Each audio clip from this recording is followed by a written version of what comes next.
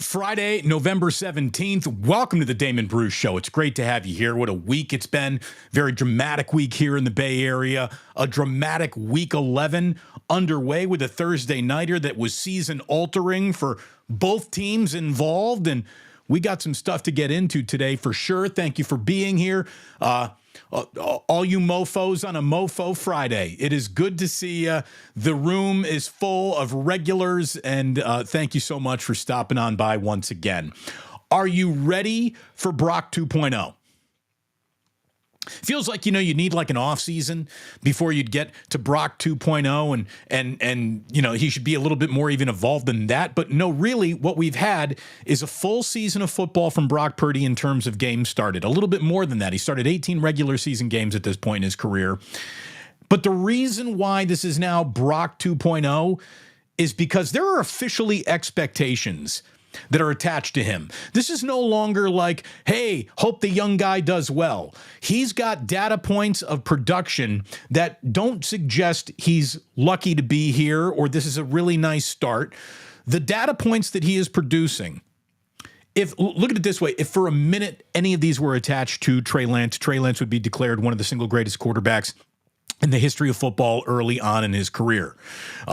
Had any of these numbers been attached to like any other quarterback with a huge pedigree or reputation, you'd have shows fawning all over these statistics, but these statistics are paired with a player that no one wanted to anoint the next best thing coming.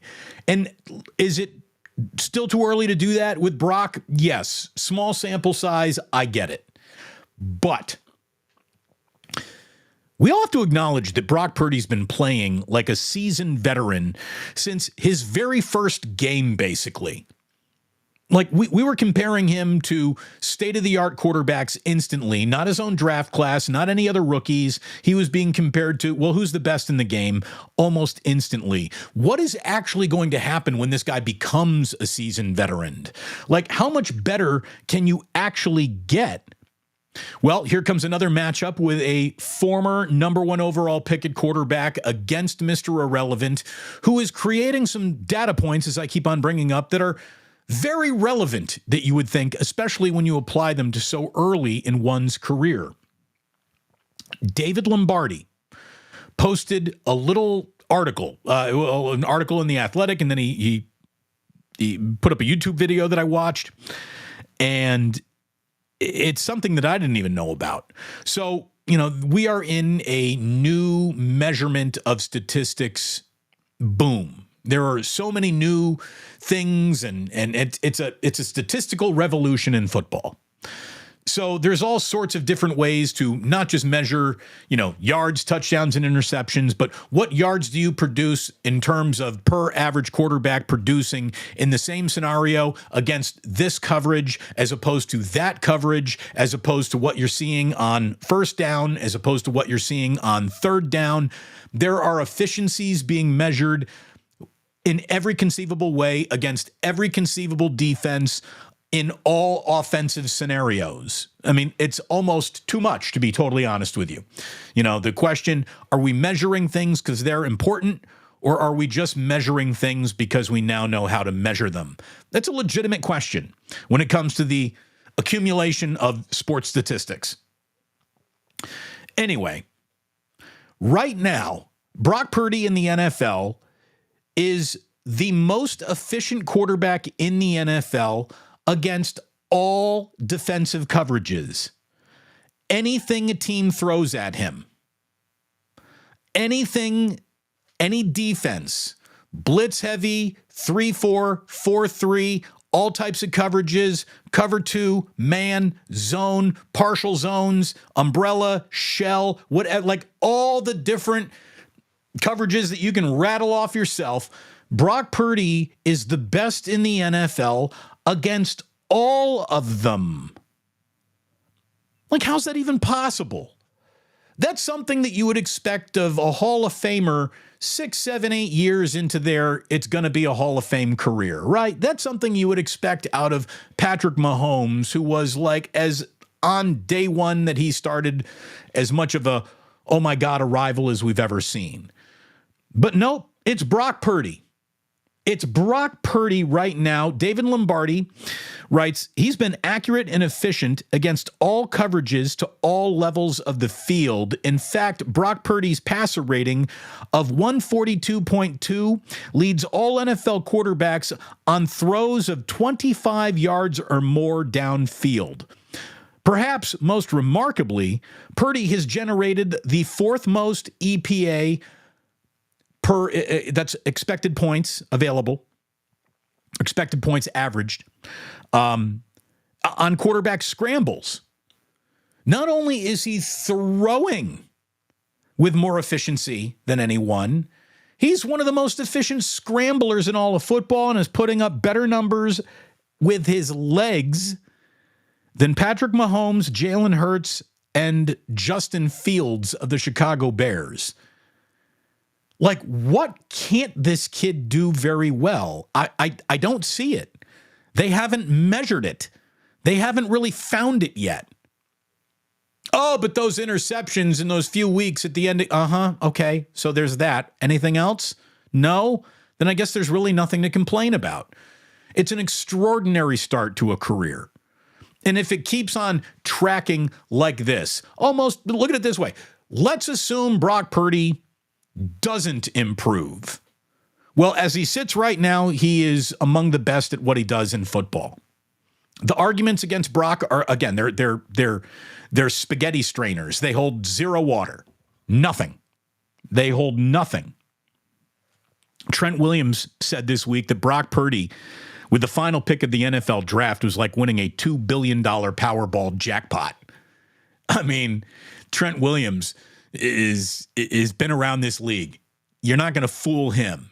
You're not going to get him quoting things like that on the record unless he really believes that there is something there to be that excited about. And Trent Williams was one of the first guys to like spot how good this guy might be. You've heard the story of him walking off the practice field going like, who's this third stringer? Who the hell's this kid? I want to see more of him. Never heard anything like that from Trent about Trey Lance. You just didn't. So what a start to a career. And now it's the burden of expectations. And they should be on Brock. He has earned that. Like, with great power comes great responsibility. And Brock has an incredible amount of football power in that arm right now. And the responsibility of leading this team into the win column, you know, it should fall on him a little bit more than as opposed to 3-4 weeks ago when everyone insisted it had to be this collective group effort. And it always does need to be. There is no one man who changes the prospects of one football team that much. It is the most coordinated dance in sports. But what a dancing partner Brock Purdy has been so far. Really unbelievable. So here come the Tampa Bay Buccaneers, the fabulous Baker Mayfield boys rolling into town. And as we were saying yesterday, you know, the number one overall pick in the draft needed to mature coming out of Oklahoma with a Heisman Trophy, right? He needed to get a lot better before he settled into who he is. The Browns gave up on him. He goes to Carolina. He gets humbled there, humbled in Los Angeles. And now he is in Tampa, a little wiser, a little older, a little smarter. And he's having a very good year, throwing for over 2,100 yards, 14 touchdowns, 5 interceptions. He's completing 65% of his passes with the lowest sacked percentage of his career. He's got some talent around him. He's getting some protection, and he's been better. This is a 28-year-old better than before Baker Mayfield. So this is no pushover game. And as we said again yesterday, against the run, they just held Derrick Henry to 24 yards on 11 carries. You know, you got Vita Vea in the middle of your defensive line. On that alone, you're a handful. So this is a team that knows how to shut down the run. The 49ers are obviously a team that does not want that run shut down on them. And we'll see what Christian McCaffrey's got. Debo back 2 weeks in a row now. Should get an even bigger, better performance out of him. This defensive line, it joined the season last week. It felt that way in Jacksonville. It really joined the season. The unlocking of Nick Bosa is something we talked about this week. Chase Young, Eric Armstead, Kinlaw, Randy Gregory, Drake Jackson, if he finds himself back in the mix at some point. Everyone should be benefiting from how this all now fits together. Steve Wilks is down from on high. People are excited. You should be. Sip of the day. There it is. That was a good one. Perfect temperature. Buccaneers offense has got two huge weapons in Mike Evans and Chris Godwin.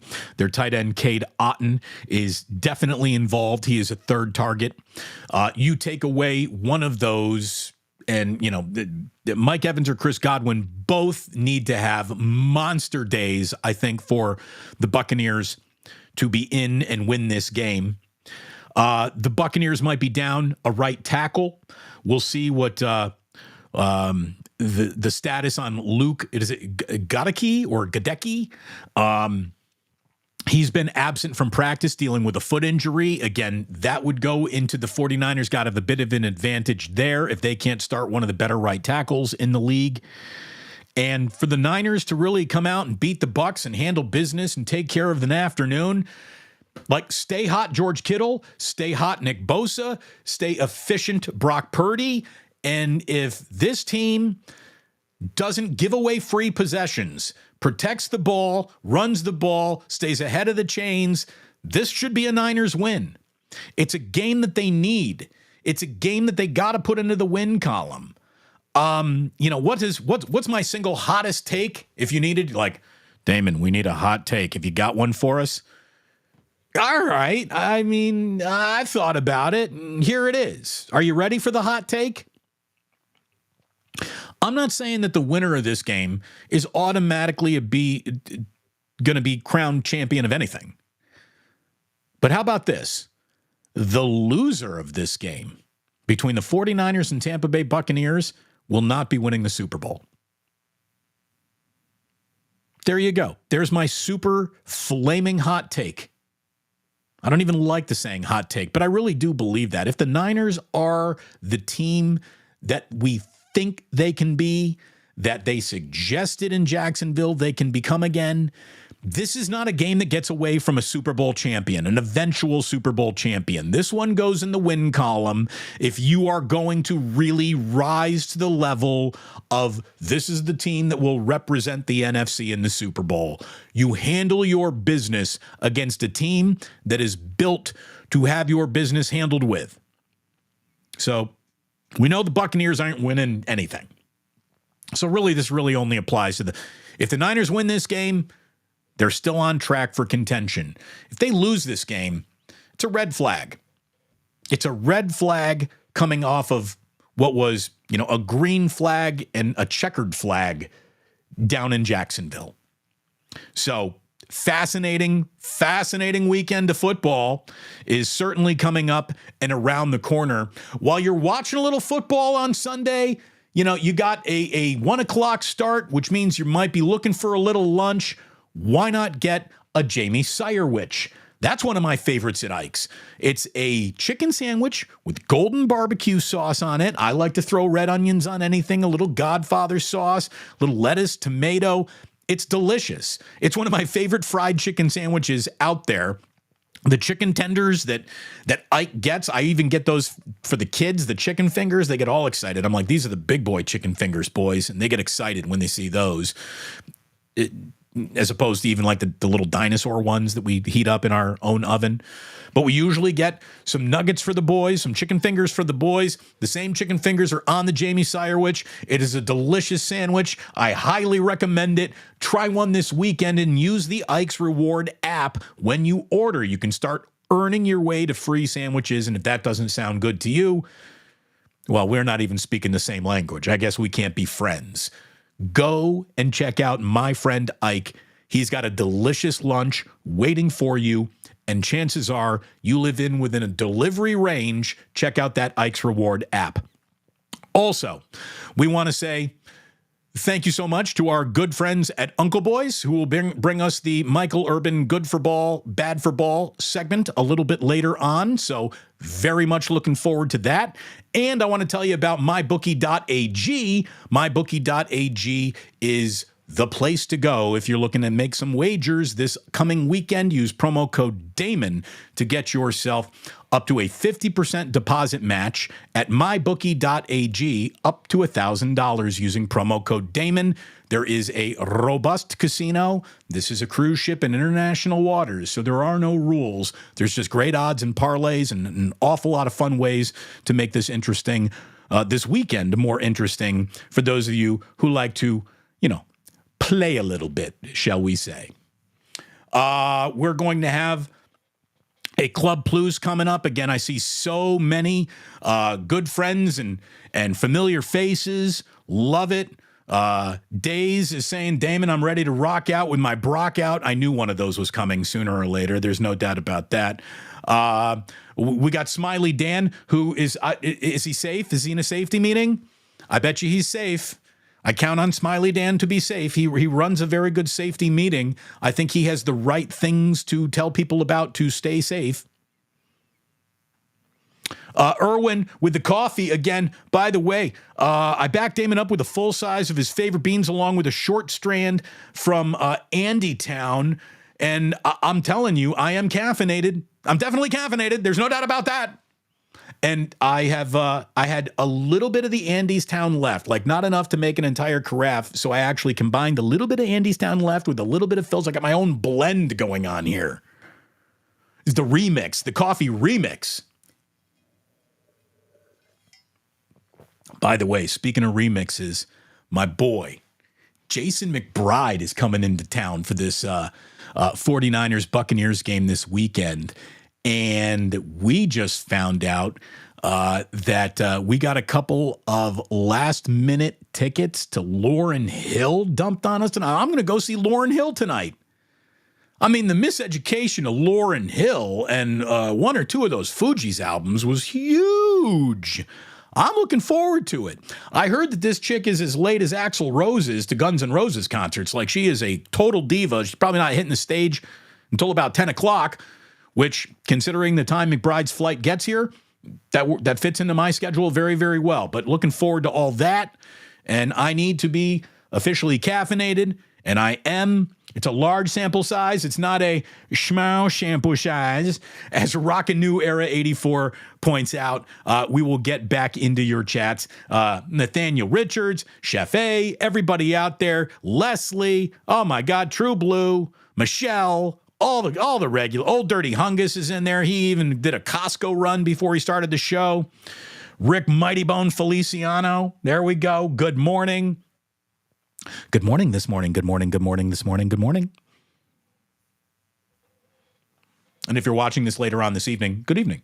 By the way, the channel has really been just doing great the last couple of days, thanks to a Requiem for Oakland, thanks to a few other videos that have been put up.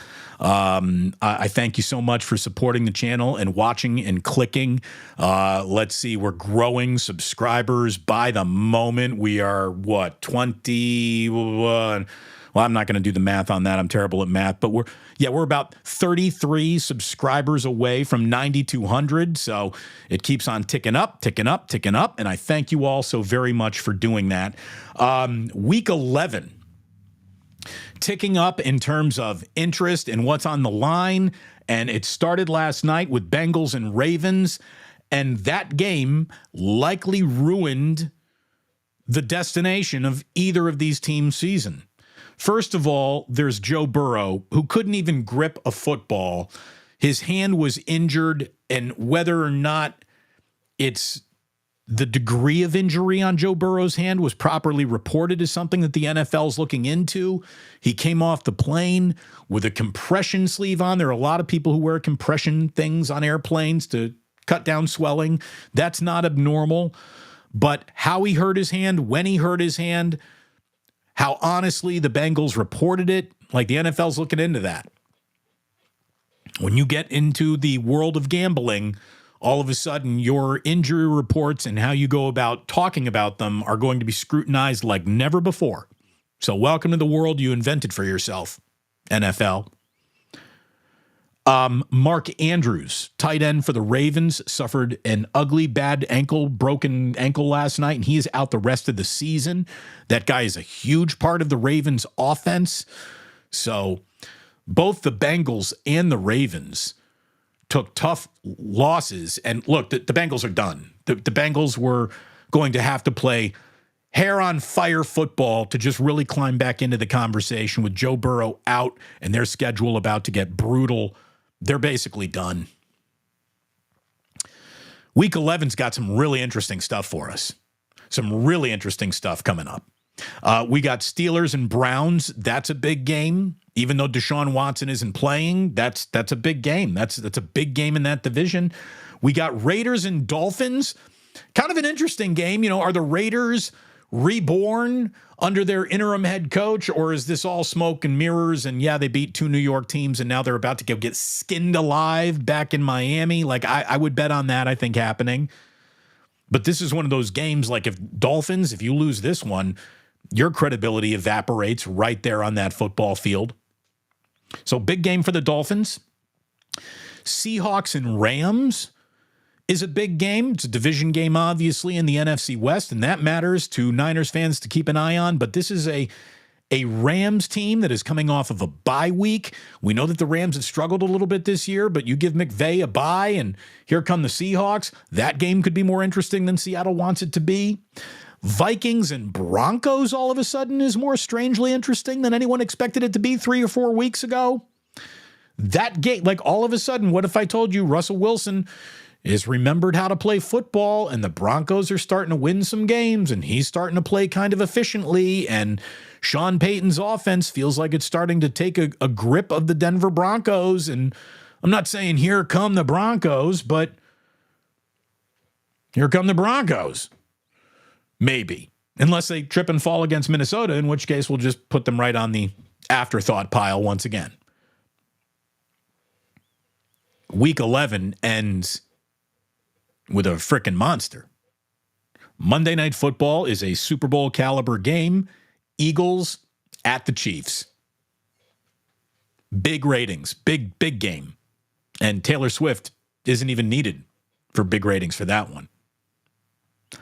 So it's a hell of a football weekend. Oh, and we got defensive coordinators resigning from Michigan. Again, Jim Harbaugh has been caught red-handed cookie jar doing internal things to destroy evidence. And wow, the Michigan story, which everyone wanted to say, it's really no big deal. It turns out it might be a little bit of a big deal after all. So there's something to keep an eye on if you're a college football fan. I know I will. I know an awful lot of you had your eye on the Warriors last night. They were up against it, obviously, without Steph Curry or Draymond Green. We know that. And I don't want to be too dramatic, because to try to evaluate the Warriors based on a handful of games now played without Curry or Draymond is a fool's errand, right? You can't evaluate the Warriors until the Warriors are the Warriors, but I don't want to be too dramatic here. This is my gut and my eyes talking to me more than it even is a losing streak or just statistical data points or anything like that. But the Warriors as we know them, the Warriors as the standard operating procedure that Steve Kerr likes to go ahead and put towards every game, where it's lean on the veteran, excuse me, lean on the veterans, put almost nothing on young players and rookies. The Warriors under that setup are done. Again, this is going to feel a little dramatic, but the Warriors as we knew them are finished. And if they evolve somehow, they're not finished. But they need to evolve, and they need to do it now, and they need to stop hoping some things are happening, and start making sure they stop happening. And I'm sorry that this brings us to Klay Thompson. Klay Thompson's been awful. And last night was maybe his worst night in the NBA, to be completely honest with you, because, again, Curry out, Draymond out, Klay, the burden falls on you. We know that Andrew Wiggins isn't going to pick up the heavy load. It's on you, Klay. What are you going to do? Well, Klay hit his first shot, and then he went 0 for 9. I mean, on a night where he needed to summon it, and this is what I've told you about Klay, he can't summon it. He can't just say, all right, tonight's the night I got to beat Klay Thompson again. Here it is. He can't summon it. Doesn't mean it won't happen ever again, but he cannot bring forward the game that he needs to put on the court when it's needed the most. He can't do it anymore. He's averaging 13.8 points while shooting 40% from the field and 33% from deep. Those are not Klay Thompson shooting numbers. And look, there aren't any amount of warm memories or Captain Klay on his boat videos or paper airplane Klay videos that can forgive the production that they need from their shooting guard and they're not getting from Klay Thompson. If Klay Thompson's name were removed from these numbers, the player would be removed from responsibility. But because it's Klay and because Kerr is extra loyal, as you know, he has the right to be, it's not good. It's not good. He's slower. He can't create space. His shot is getting blocked at a disturbing level of just like, Klay used to not get his shot blocked all the time. Why is it happening now? These are threes being blocked. These are mid-range jumpers being blocked. It's because he can't separate. He can't separate. He can't jump like he used to. He's never been a good dribbler. He's never had a handle. And he can't get away from guys, and he can't stay in front of guys like he used to. And it sucks, but age and injuries and diminishing returns are catching up with him quickly. And the Warriors aren't afforded this great margin of error anymore. They don't have 10 games to just piss away. They don't. Andrew Wiggins, I don't even want to talk about him anymore. He's been such a galactic disappointment. It's well documented. Draymond got admonished from Steve Kerr saying that this behavior is just lunatic bullshit, can't happen, inexcusable, can't get violent, can't be putting dudes in chokeholds. So I'm glad Kerr said that.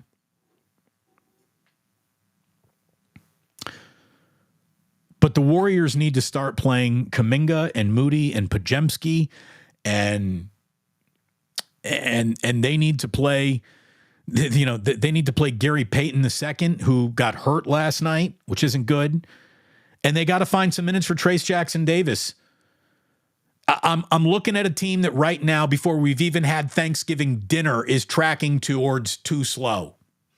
And I'm not saying that the Warriors are slow or unathletic. They still get up and down the court. The problem for the Warriors is the league is faster than them now. And that's how... You know, there are very few races, whether they be among professionals or amateurs, where the guys in their mid-30s are outrunning the guys in their mid-20s. And the league is outrunning the Golden State Warriors. Not by a little, by a lot.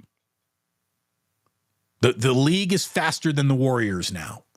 So the Warriors are devoid of speed, especially with the players that they're sticking with, and they're devoid of shot making. The Warriors can't play fast and they're not hitting their shots. They stand no chance to compete in this NBA. None. So Steve Kerr needs to have a serious talk with the man in the mirror and a serious talk with his team and just say, fellas, I don't care what you are, what you've done, how many team photos you're in, or if you're new here. If you're playing well tonight, you're playing, and if you're not playing well tonight, you're not. I mean, it's pretty simple basketball coaching stuff. Guys who can't, sit. Guys who can, play. Sorry, everyone. I'm not controlling your minutes. You are. Your production is making these decisions, not Steve Kerr himself. And I just think he needs to couch it as that. Boys, this is on you. This is on you to fix. I can't fix it for you. I have to play the cards that I'm being dealt, though. So if you're dealing me a shitty night of basketball, you're going to be dealt out of the hand. It sucks. But this is happening. Oh, Ted Sanchez says, cheers to the sip of the day. I'm glad you enjoyed it. There's a lot of talk about A's fans, what they went through yesterday, the requiem for Oakland. I thank so many of you for watching it. A lot of people reached out, said that video meant something. Damon, thank you very much. Well, I'm happy to have been a little bit of an F you to John Fisher, if that's what you needed. And I know a lot of you needed that. But, forget about me. Forget about the fact that, I'm like, hey, unfollow the A's. I'm just a guy with a YouTube channel and a Twitter account, and I'm saying, yeah, we should unfollow the A's. Everyone who's following them, you should just say goodbye. So yesterday, it's announced they're going to a whole new market. Now, you would assume that whole new market is so excited to get its first Major League Baseball team ever that all Las Vegas baseball fans would instantly be following the A's. Here you go. You can start following and getting to know this team now because they're going to be here in a couple of years. This is our team. They're coming. I'm excited. I'm a baseball fan. I live in Las Vegas. I am following the Oakland A's now. And the amount of new fans in Las Vegas following the Oakland A's should dwarf the number of spite unfollows of the Oakland A's. Well, the A's move to Las Vegas has been greeted with such a total thud by Las Vegas that instead of getting more than 10,000 brand new followers, they actually lost 4,000 followers yesterday. They started the morning at 609.9 thousand followers. Right now, they're at 605.9 thousand followers. They lost 4,000 followers locally and apparently gained no followers in Vegas. Did one person in Las Vegas follow the A's yesterday? I don't know. I don't think so. They certainly can't prove it. And all I'm going to tell you is that 609,000 followers or 605.9, whatever it is right now, how many bots were purchased? I would like to know how many of those were purchased followers by the A's themselves to save them the cataclysmic embarrassment of nobody's paying attention to us online or in real life either. I don't trust anything they do. You can't trust a single thing that the A's produce ever. And also, if you don't mind me saying, just karma is real, right? How about the fact that without even 24 hours passing of John Fisher declaring Las Vegas his new home, Las Vegas's biggest, most international global sporting event ever had a terrible first night, and due to a loose cover on the street and the track, they had to cancel F1 practice after charging people an arm and a leg to be at all of this. Again, causation, no. Correlation, I'm just making it up. But the minute the Oakland A's declare we're home in Las Vegas, the biggest sporting event Las Vegas has ever held starts off on the shittiest of notes. Beautiful. It's called karma. You asked for it, Vegas. You're going to get it.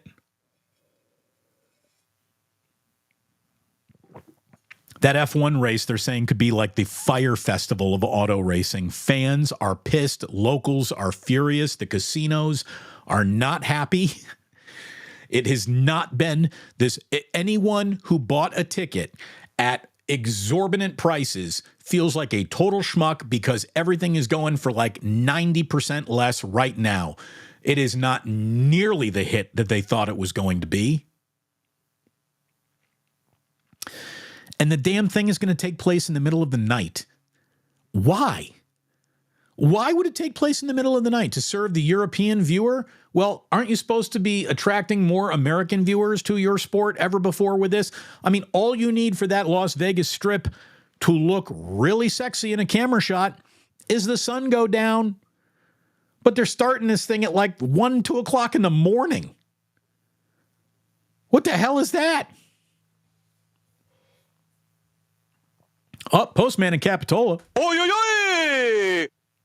We got Mrs. Plus in here. She is back from Atlanta. Boys, we're so excited to see her this morning. Not nearly as excited as I was. Honey, I've had 2 kids dangling off my neck for 4 days in a row. Welcome home. Oh, it's really good to see you too. It's great to have you back. Let's see a couple of other baseball things. How about a good for ball? This is the perfect place for good for ball, right? Our dearly departed friend, Michael Urban. Our good for ball, bad for ball segment is brought to you by Uncle Boys. Check out Uncle Boys. Delicious burger. Try the lumpia. You're going to want some Uncle Boys in your life. We love Uncle Boys. I know you loved meeting. Let's just call him Uncle Boy. I know you loved meeting John when he came out to Plus Mania 2 Electric Boogaloo. He loved meeting all of you. And now, go support my man.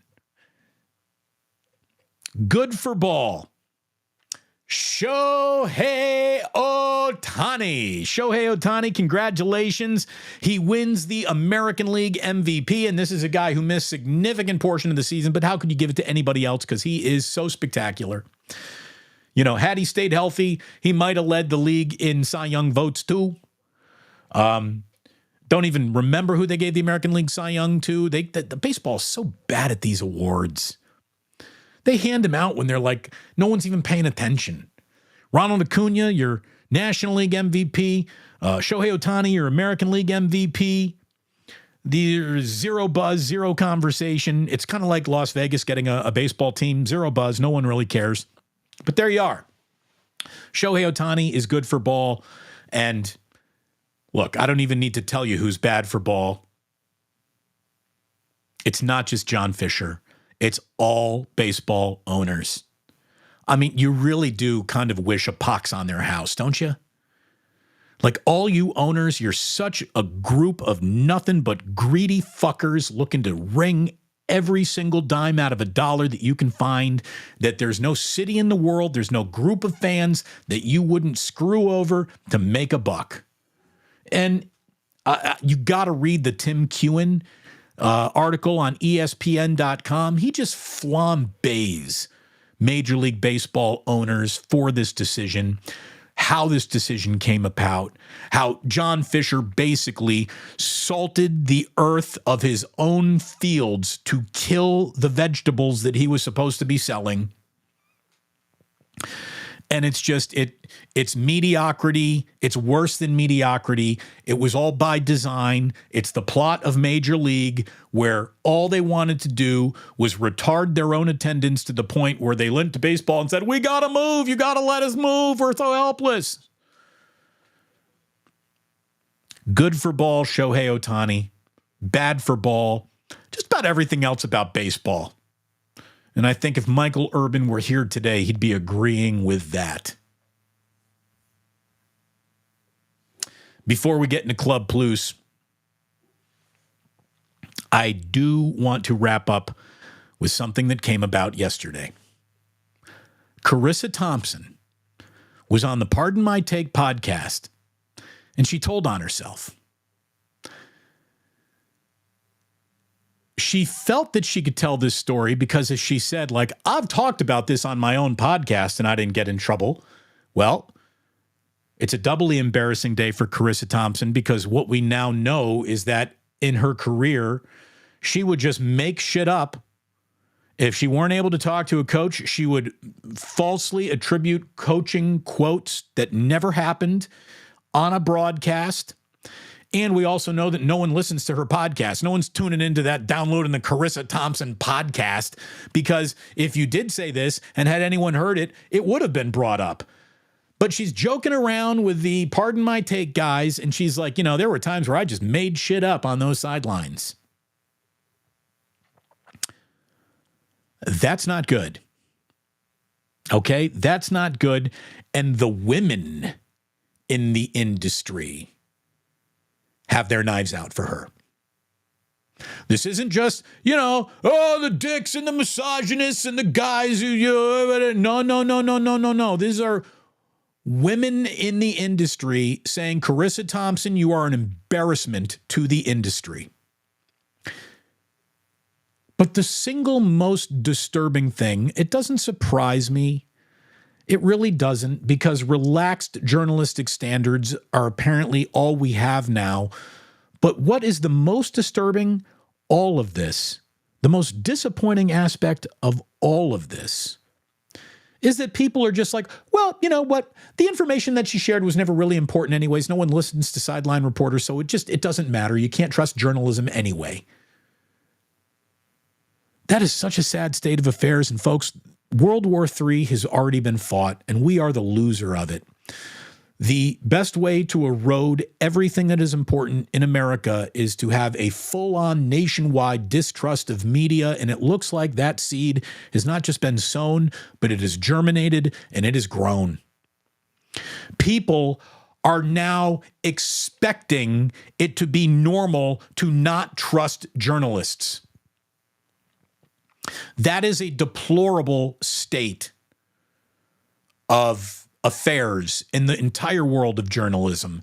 And I'm just telling you right now, Charissa Thompson needs to be fired because she has no credibility remaining. She admitted to it, and she is, a standard bearer of what? You can go get someone who doesn't make shit up, that is just as pretty as she is, to sit on the set and do her job.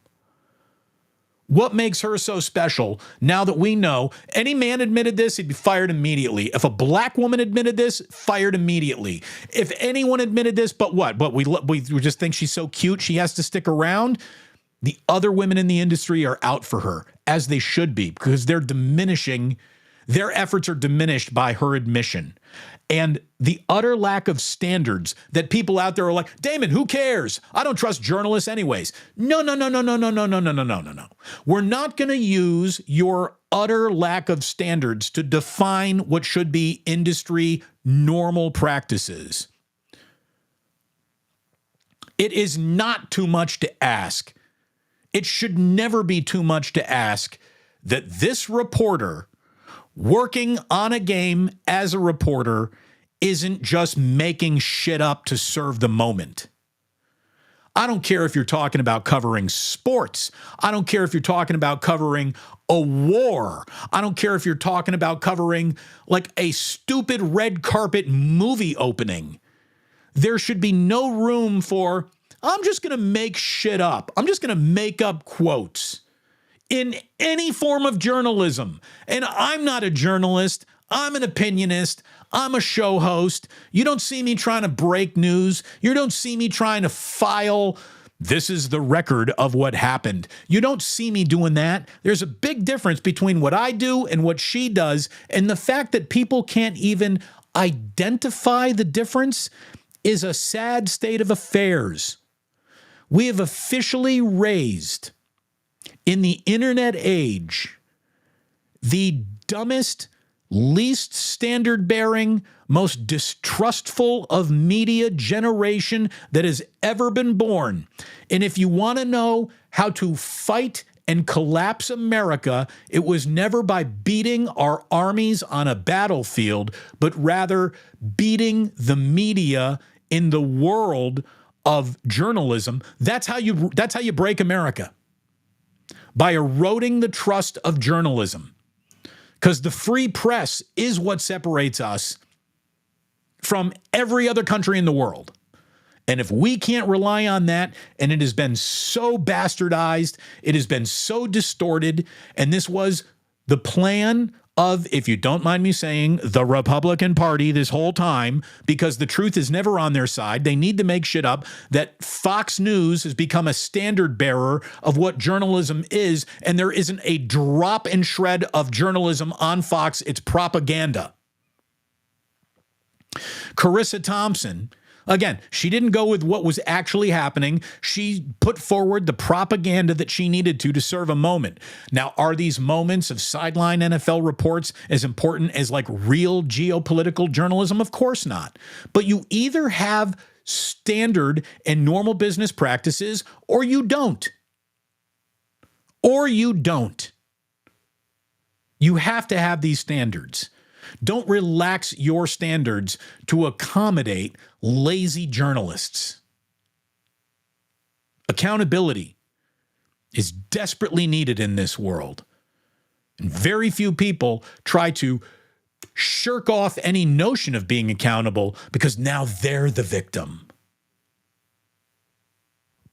Don't fall for it. And this, my friends, is hopefully part of the reason why you keep on coming back here, because I'm not trying to be a journalist. I'm not trying to pretend I'm a journalist, but even in my opinions, I'm trying to base it all in facts and how my gut feels about things. I don't present any of this as this is breaking news. This is me reacting to news that has been broken.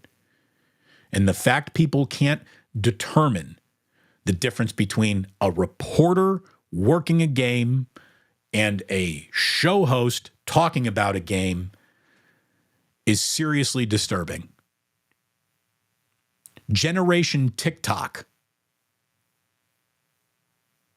is the dumbest generation, the least informed generation, the most devoid of standards of any generation consuming media that we have ever seen on the planet. And it's scary. It is scary. Again, World War III has been fought. We are the overwhelming losers of World War III. There is a disinformation and an erosion of journalism that I'm going to tell you right now. Go for a moment and watch All the President's Men. That doesn't even exist anymore. Actual standards. And Sven, thank you so much, Sven, for a $5 super chat, making it jingle jangle here. Damon, what is your favorite team branding in any major league? I'm talking aesthetics, uniforms, logos. Look, I've always said that the single most perfect uniform of all time is the Penn State away, total whites, one blue stripe, jersey numbers, nothing else. Like that to me, I find beauty in simplicity. I find beauty in less than.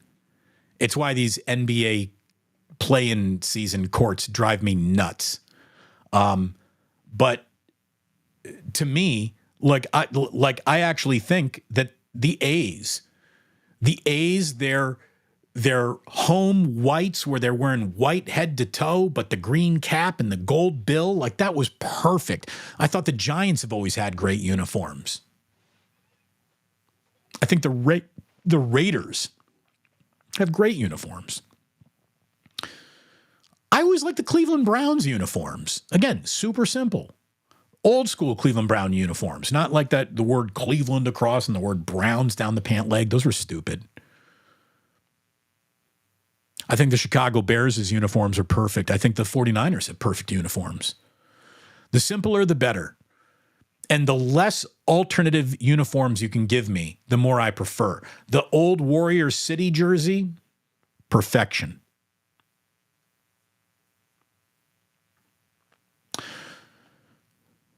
Michelle Haberman, the league is caught up. The league is caught up to the Warriors and has surpassed them in terms of athleticism. And that's just the way it is. Days, you saw it too. Warriors look extra slow when they play teams like Minnesota, Houston, OKC. Those are young teams.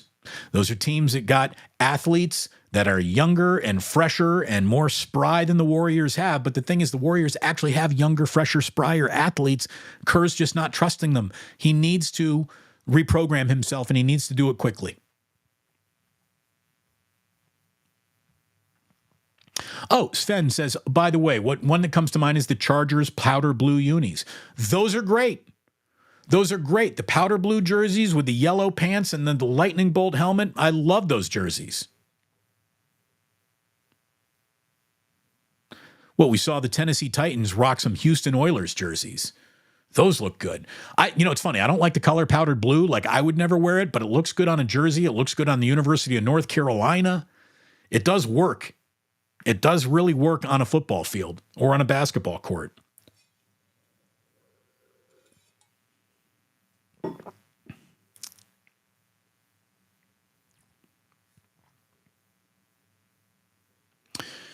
So, okay.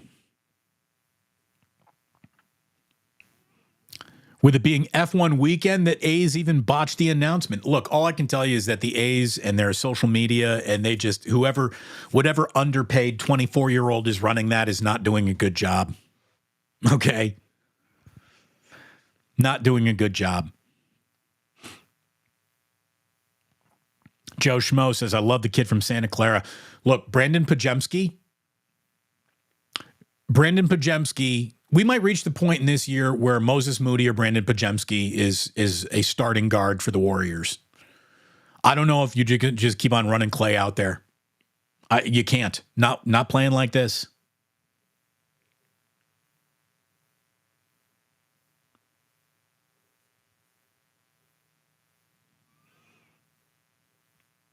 Michelle is one of the 4,000 to unfollow the A's. Is there a single 1,000 that did follow the A's yesterday? I mean, it feels like no one in Las Vegas gives a shit that they were awarded a baseball team. Like, I remember when the Raiders were awarded Las Vegas, you had people like Raiders fans like partying underneath the Las Vegas sign. And I mean, it wasn't a big group of fans, but at least it was something. A's, nothing. The only thing that the A's have done in the last 24 hours is buy them about as bad 24 hours worth of PR that any baseball team could ever afford. Planet Sports Fan is thoroughly against this. Again, there's a part of me that really wants baseball to die. I can only tell you how I feel about things, and I feel less about baseball now than I've ever felt in my life. I just realized, by the way, that we're in Club Plus without it officially starting, so let's officially start that. Thank you so much for tuning in. It was a great week for the podcast, great week for the channel. Thank you for being a part of that great week. Your loyalty means the world to me and my family, and I thank you. Have a great weekend. Make sure you join me, 2-minute warning. 49ers and Buccaneers should be going off around, 4:10, 4:20-ish in the afternoon on Sunday. So I hope to see you then on the YouTube channel. But I do need to remind you, and boy, it was proven implicitly this week, that sports don't build character. They reveal it. And like that, he is gone.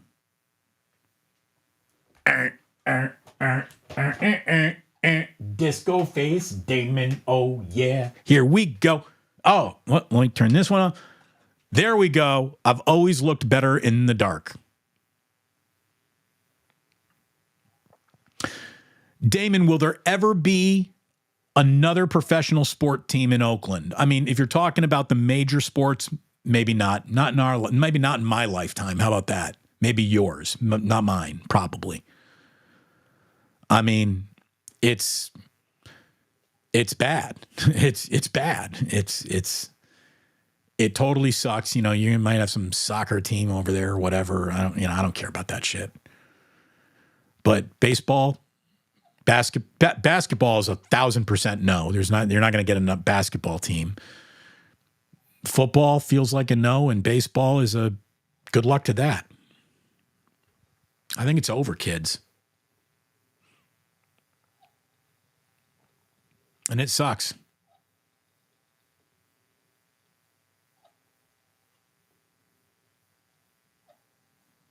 AJ Cruz.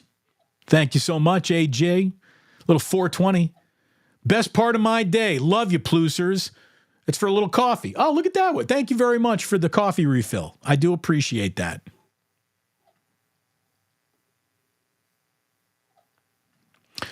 Nathaniel Richards says Las Vegas way overestimated the demand for F1. I mean, their prices were ridiculous when that thing came out. They thought that they were, princes flying in from all over the world to do this. All right. I mean, how many princes do you need for, a 50,000 person grandstand to get full? They're charging arm and a leg prices all over the strip. It's basically Formula One has invited the biggest collection of suckers ever assembled to Vegas. Are you willing to pay for something that no one else is paying for? You bought early? You're an idiot. The market has crashed on tickets. The market has crashed on hotel rooms. The city of Las Vegas hates this Formula One race. All the locals, all the employees on the strip, they detest it.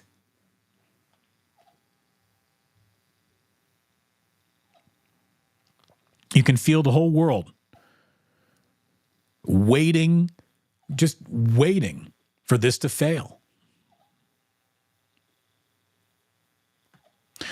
Look at Jillian. She's saying Vegas is too hot for them to do it while the asphalt is cooked from the sun. Okay, but then when the sun goes down, hasn't it cooled off by 9 p.m.? They're going to start this at 2 in the morning? It's nuts.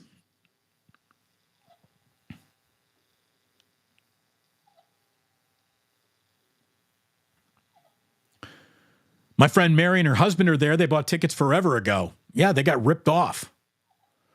And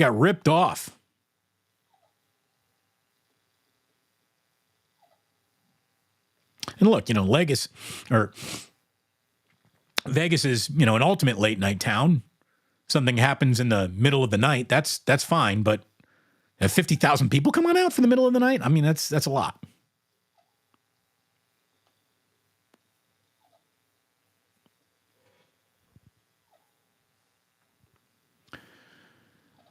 San Bruno Mike says all 30 owners approved, not a single owner opposed, and that is bad for ball. It really is, but it shows you true intent.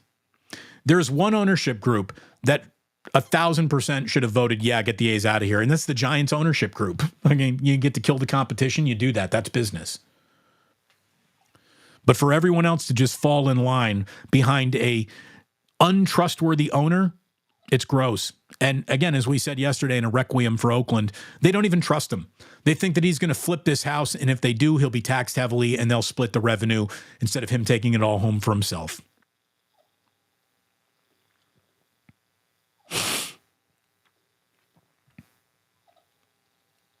The rest of baseball ownership, I think, has just completely given up on the A's. It's basically their whatever. It is, Leslie. It is.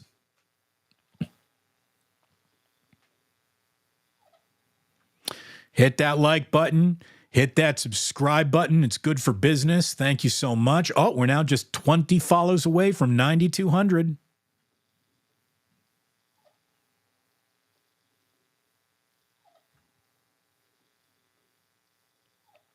Here we go.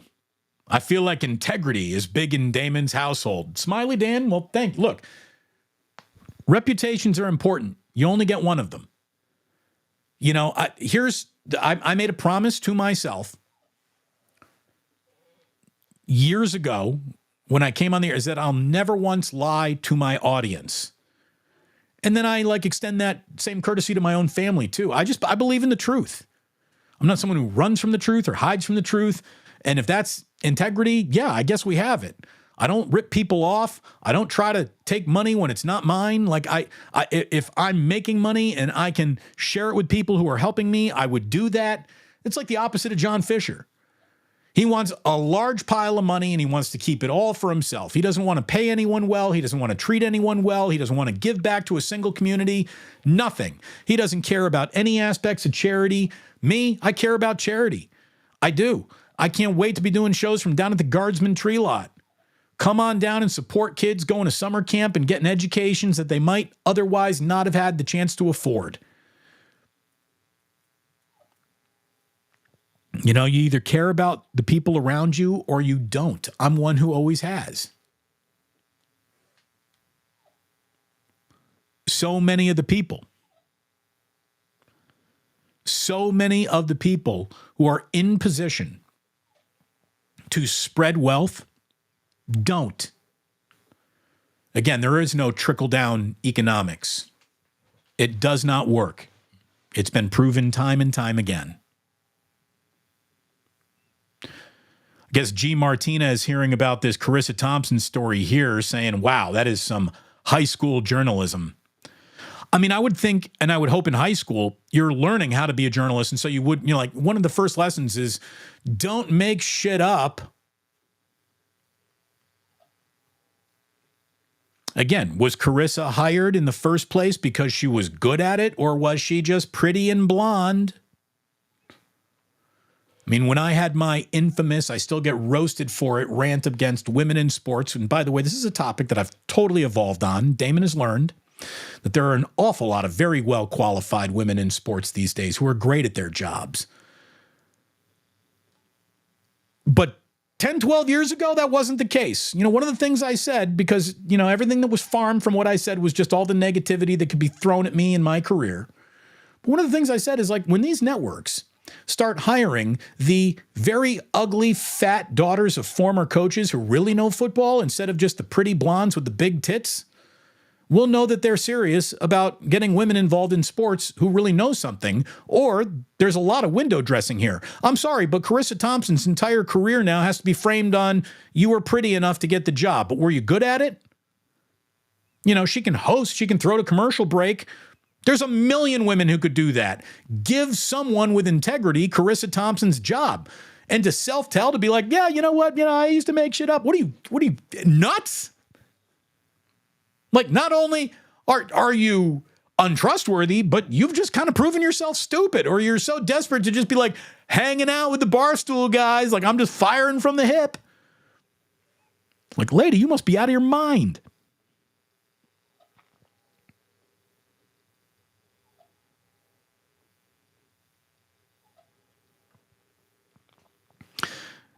Coach said at half, we got to score more points and stop them from scoring. Back to you guys. Again, if done in the most simplistic, least helpful, least informative way, that is a very common sideline report. Again, even their value has always been questioned. What do we need these reporters for? Until something actually bad happens. And you got what? Damar Hamlin almost dying on the field. And thank God that Lisa Salters was there that night, and she's good at what she does.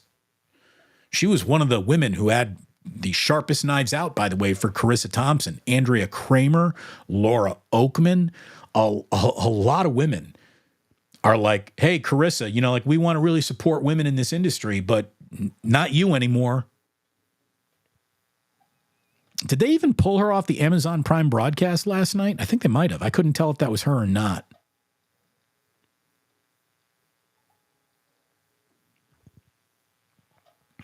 Distrust in the media is what the fascist and authoritarians want. Yes, they do. It's their fastest way to power. Again, if your entire platform is distrust everything and everyone but me, you're trying to be fucking king. And that's terrible.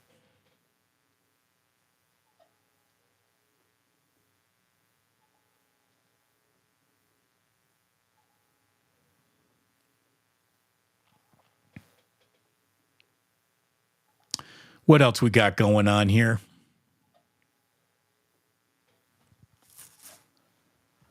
Yeah, like Chef A, like as a former journalism major, I'm crushed hearing this. Fucking World War III indeed. It really is. An erosion of journalism,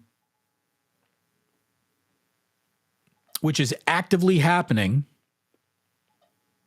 is the single best way for this entire experiment that is the American experience to end.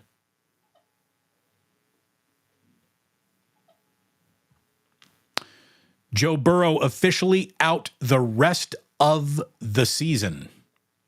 You could just tell by the way he walked off that field last night, everything was wrong in that hand.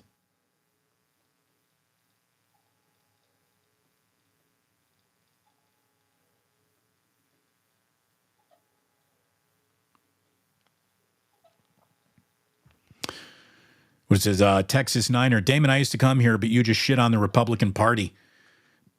Yeah, how could you not? It's not even a political party anymore. It's a cult. Look, I grew up Republican. My dad voted Republican. I voted Republican when I was of legal age. I have an awful lot of liberal tendencies, but a conservative nature. And I'm going to tell you right now that there is nothing in that party that even resembles an honest-to-God effort to govern anything. And if you can't recognize that either, Texas Niner, you're exactly the type of uninformed moron that they're counting on, and you're going to lose. Please run Donald Trump. Please. He will get buried. Please run him. Do it. Do it.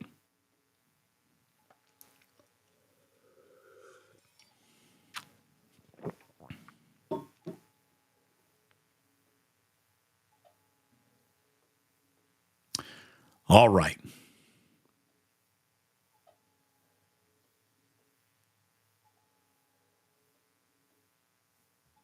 See, I'm out. Your stuff is interesting, but not for me because I'm calling you on your bullshit. Again, it's hard to hear the truth about something that you falsely believe in from someone that you respect, so you got to go run away. Again, bullshit always runs from the truth, scatters like cockroaches when the lights come on. So that's why you have to leave Texas Niner. It's not because of me. It's because you can't take it. You have nothing left to defend. You have nothing left to defend.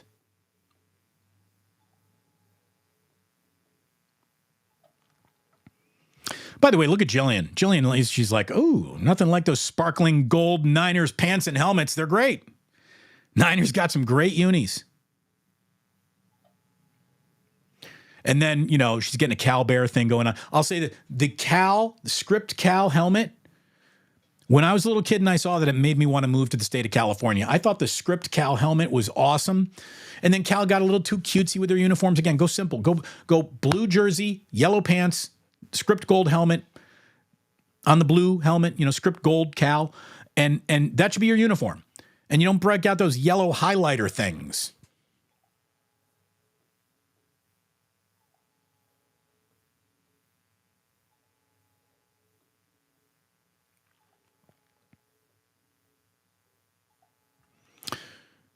San Bruno Mike. Season-ending injuries on Thursday Night Football should be a crime. Both Mark Andrews for Baltimore and Joe Burrow.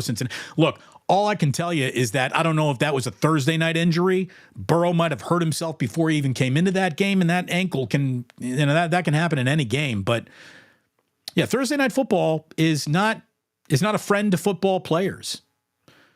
Speaking of not a friend, Old Dirty Hungus getting under Jillian's skin, saying those Stanford all whites are pretty clean. I agree with you, but again, I have to sleep next to this woman, so I can't agree with you out loud. But I agree with those Stanford all whites are clean as hell.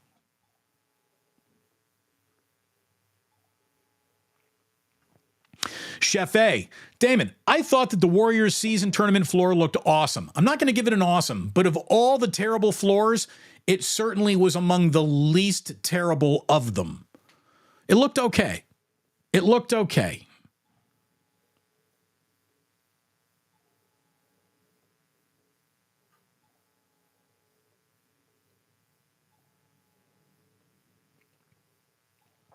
All right. Like I told you, my man McBride is coming into town. I'm so looking forward to hanging out with an old buddy this weekend. I want to go through here and make sure we acknowledge all of these super chats. First of all, Ted is saying, Damon, you look better after a few shots. Ask Jillian. The Postman Capitola. Thank you, Postman, saying, Damon, the moment news networks and their higher-ups put profits above integrity, true journalism is where it all lost. Opinions over facts. It's the truth. It's the truth. The minute that they were tied to ratings, and we got to win this ratings war, that's how Donald Trump became president. Because they couldn't take the camera off of that fucker. And they didn't want to tell you things that would be like, oh, well, we have to stop covering this guy because he's a just deplorable in every conceivable way. Again, if you're still on board with Donald Trump, the only thing I know about you is that your father was a piece of shit and he didn't teach you right from wrong or how to spot the con man or how to spot the bully or what to do when you're confronted by one. That's a spicy thing to say, but it's the truth.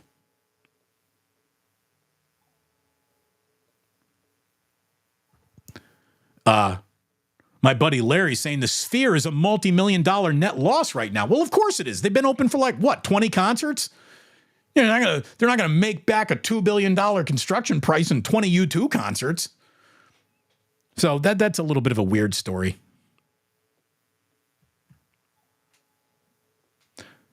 Jose Julian, Bruce looks drunk. Do I look drunk? How does one go about looking drunk? Do I have red booze nose? How do I look drunk? I'm going to tell you right now, I will be drunk a little bit later on tonight. Larry being very hopeful, saying that A's ownership might be a blessing in disguise. Now Oakland is going to be primed for a new expansion team in ownership. I don't know. I don't know about that.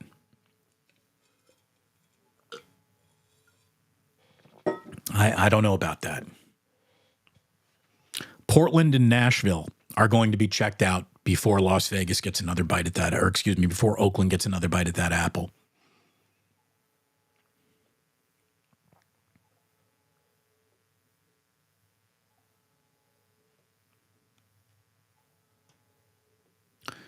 Okay. Joe Schmo, Damon, Tegrity Farms. We got Tegrity. And we got the JJ Raider ganja jar. Tegrity. Damon, why use the disco lights on the stream? Because it's Club Plus, baby. And we party. We gets down.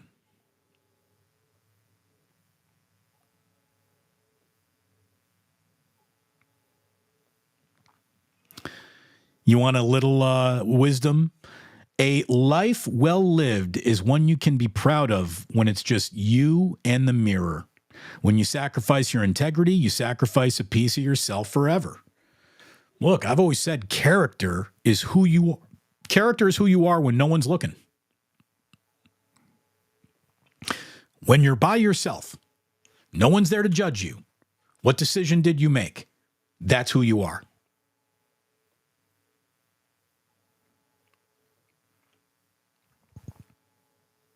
Leslie, just crushing the chat today. Leslie, Charissa Thompson equals legally blonde. What was her name? What was the character's name in Legally Blonde? I know it's Reese Witherspoon, but what was her character's name? I forget. It doesn't matter. She had more integrity than Charissa Thompson. She didn't want her walking around lying to people with her little chihuahua and her pink purse. No, you wasn't lying to anybody. It was her boyfriend that was lying. He was cheating on her. Integrity again.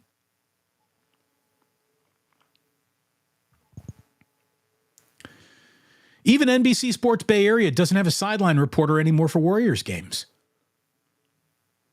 Otis Bird III, I didn't even realize that until you brought it up. You're right. Where did what's-her-face go? And she was good. But I haven't seen her all year. Out of sight, out of mind. I didn't even really notice. You're right. They do not have a sideline reporter at all anymore.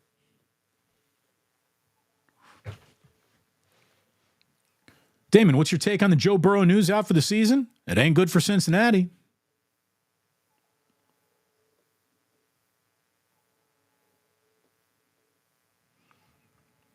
Oh, she was there last night. Okay, she was there last night. Postman and Capitola. Okay, well, good for Charissa.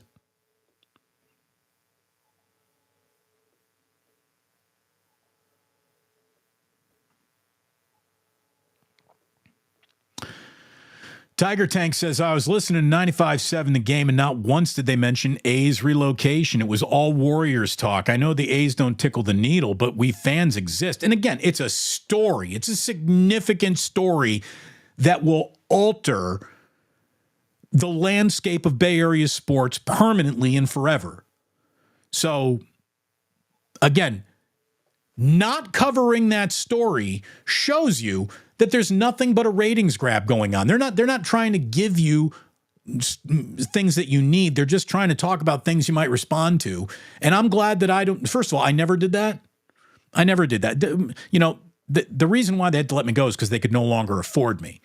But another reason why, if anyone there did want to let me go, which nobody locally did, this was a decision that was made in a city far, far away. But I mean, I don't want to say I'm uncoachable, but I'm going to talk about what I know is important. And there's no amount of like new program director to the market. I don't care what tricks he's got up his sleeve that's going to tell me what is more important to a market that I've lived in for nearly 20 years. Not covering the A's relocation. I'm not saying you got to do wall-to-wall coverage on it, but to not even mention it once is a total dereliction of duty. And that's why you need to be over here.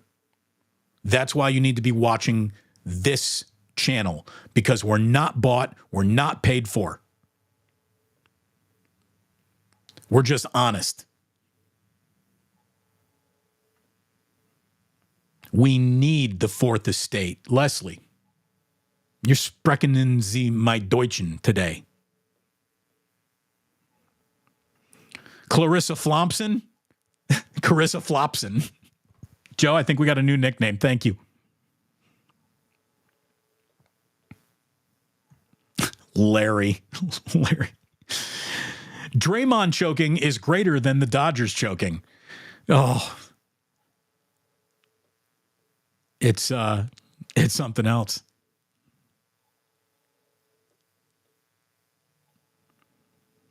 I mean, I'm glad that Steve Kerr said, yeah, that shit is unacceptable. Steve Kerr should have been dropping this behavior is unacceptable on Draymond way earlier in his career than he did.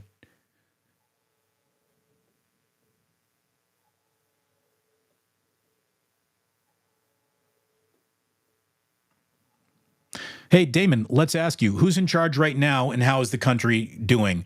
The country's doing phenomenally, and Joe Biden's presidency in any measurable way, economically, in job growth, in infrastructure, is going like gangbusters, and it's about time that the Democratic Party starts victory lapping some of the incredible accomplishments that have happened. Is Joe a little old? Yes, he is. But otherwise, it's gone incredibly well. And all of the problems that he was given were given to him by an absolute distrustworthy, terrible human being. And he had to dig out of one of the biggest holes any president has ever had to dig out of, because Donald Trump tried to ruin the entire country and tried to stage an insurrection. And we're okay now. It's kind of amazing. By the way, if you don't believe me, go look at the stock market. It's going tits up awesome right now. So there you go. How's it going? It's going great. Turn off Fox News and start reading a fucking newspaper that actually means something. Thanks for asking, Tom.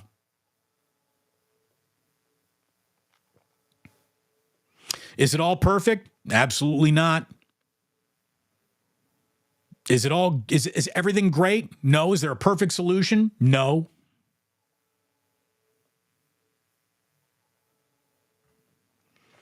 Look at it this way. You should stick to sports because I don't think you know what you're talking about with politics. Sounds like you're happy with the way this country is going. The country needs to stay in this direction, or else it's going to go to a dictatorship and an authoritarian state. And there's the choice between the worst of the Democrats and the best of the Republicans. You choose the worst of the Democrats at all if you've ever said a Pledge of Allegiance once in your life. If you've read a book, if you're educated, if you went to college, if you don't let Sean Hannity do your thinking for you, the right choice is being made. And there will be a landslide election in which Donald Trump, if you're dumb enough to run him, will be fucking buried once and for all. I can't wait. Run them, you dickheads. I dare you.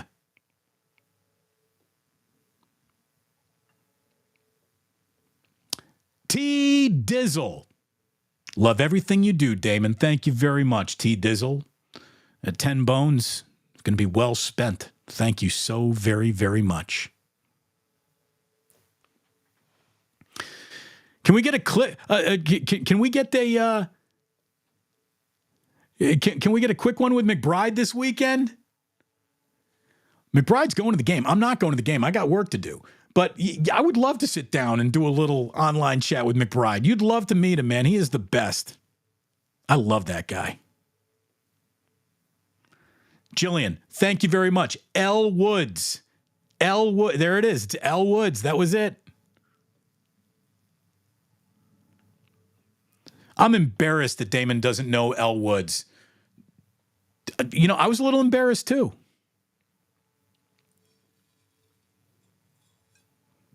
My movie recall is usually very impressive. Kareth Burke is pregnant. That's right. Kareth. I'm so sorry that I forgot her name, but out of sight, out of mind.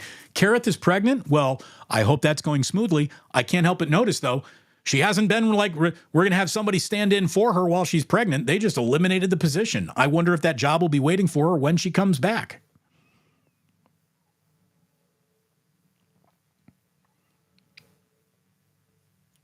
She just gave birth. Well, that's great. I hope everything is great. And I seriously hope that she gets her job. Because here's the thing. Kareth was actually a valuable source of information. She did a good on-court interview, which is what the job is. I'll say this. There's no way that Kareth is just out there making shit up. I feel terrible that I forgot her name. But again, out of sight, out of mind. That's how it works these days. Mike Antics 19, have fun tonight. Be safe. Looks like the cough of the day is gone. Cheers. I think you're right. I even went into my doctor the other day and I was like, you know what, man? You helped one patient this week. At least one. Because I'm not coughing like I was, God, a couple weeks ago. I couldn't stop.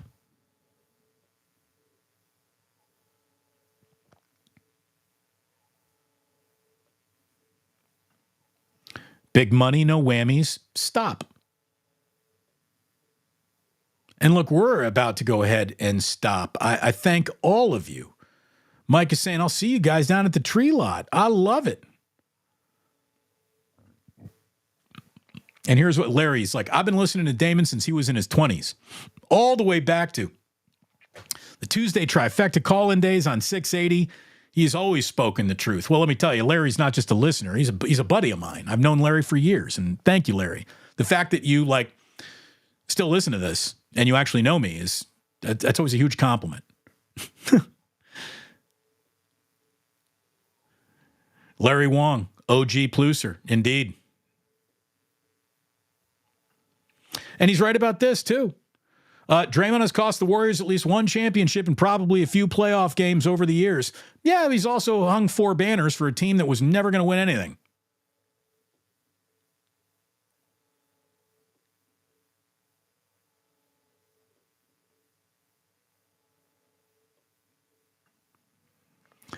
The Shaw.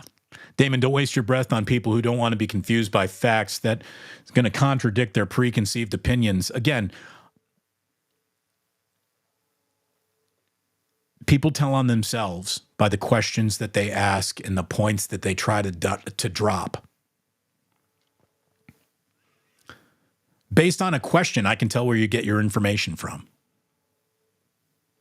I can smell bullshit talking points like driving past a chicken farm in Indiana.